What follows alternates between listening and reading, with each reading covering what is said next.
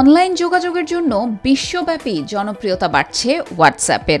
আড্ডা, গুরুত্বপূর্ণ তথ্য ও ফাইল শেয়ার, ছবি video share, audio video call সবকিছুর জন্যই মেটার এই সহযোগী প্ল্যাটফর্মের ওপর বিশ্বাস রাখেন অন্তত ৩০০ কোটি মানুষ।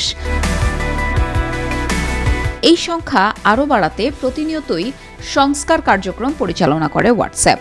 গ্রুপ, কমিউনিটির পর ডিজিটাল মার্কেটিং সুবিধাও যুক্ত হয়েছে এই প্ল্যাটফর্মে, যার সবকিছুই করতে হয় অনলাইনে। গ্রাহকদের এতেই সীমাবদ্ধ রাখতে চায় না মেটা। তাদের হোয়াটসঅ্যাপ প্ল্যাটফর্মে শীঘ্রই যুক্ত হচ্ছে অফলাইন সুবিধা।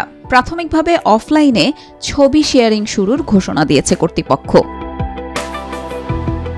মেটা জানিয়েছে শীঘ্রই অফলাইনে ছবি ও ভিডিও শেয়ারিং সুবিধা সম্বলিত ফিচার আসছে হোয়াটসঅ্যাপে।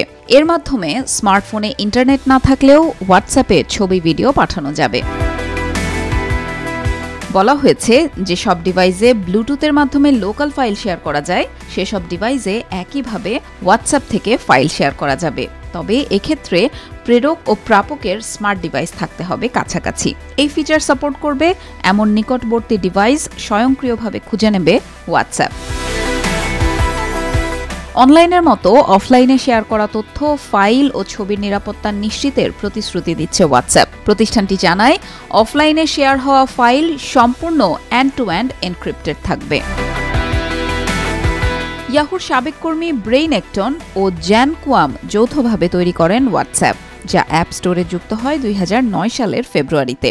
২০১৩ সালের মধ্যেই ৪০ কোটি সক্রিয় গ্রাহকের মাইলফলক স্পর্শ করে এই প্ল্যাটফর্ম। এমন সাফল্যের পর ২০১৪ সালের ফেব্রুয়ারিতে হোয়াটসঅ্যাপে $১৫০ কোটি বিনিয়োগ করে ফেসবুক। ওই বছরই এই প্ল্যাটফর্মের সক্রিয় ব্যবহারকারীর সংখ্যা ৬০ কোটি ছাড়িয়ে যায়।